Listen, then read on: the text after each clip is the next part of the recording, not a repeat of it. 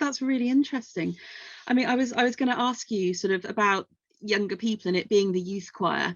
Sort of what do you think the opportunities are like for young people in performing at the moment? What do you think the future is like for younger performers coming into the musical world?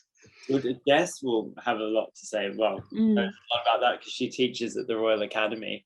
Um, but I did some mentoring at the academy. Jess asked me to come in and do that, and the young people I worked with were all incredibly ambitious and talented and thoughtful. So that was really quite inspiring to come into contact with those people.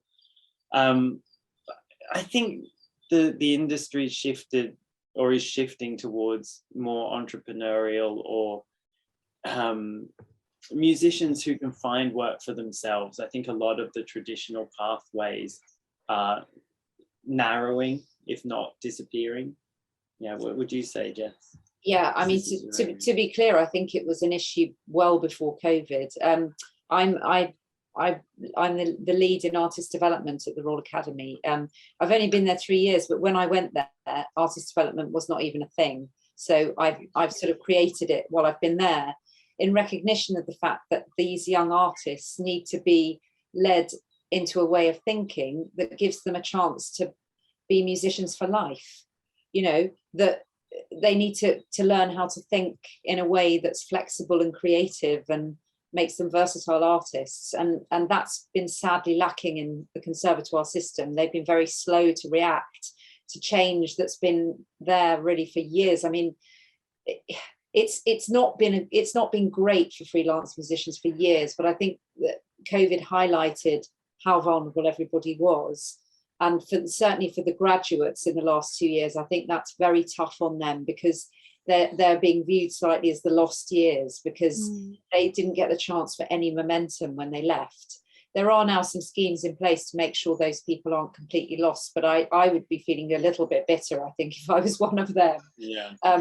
But I think now, for, you know, if you're still a student and you're going into the world shortly, in a way it's quite a good time, because you've been made to think differently. So they are way more switched on, and they're going into a world in which they absolutely know that they're going to have to push for every opportunity. And it always was like that. It's just what happened before was that there was a massive drop off after college, because people would suddenly be in the world and think, well, I don't know what to do and I don't like this very much, so I think I'll go and be an accountant, which is fine. But it's a bit of a shame. It's a bit of a waste of your education if you've not actually had your ears and eyes open to other possibilities. I think something like this project, where people are singing in a major festival and they're singing a new commission, being able to say that when they're entering the profession is a really big kind of step up.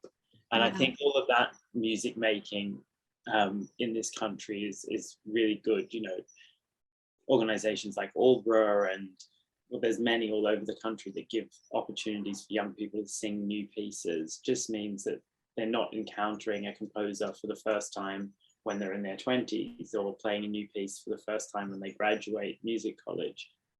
So I think, yeah, it equips them with a lot of good skills, that kind of. Yeah, that's true, actually. And also, of course, you know, involvement in music that's being made now is the most important thing for young people, because we want those people to be the creators of the future. So we want them to feel invested and excited by new expressions of music and theatre, so that they can go on to make that themselves.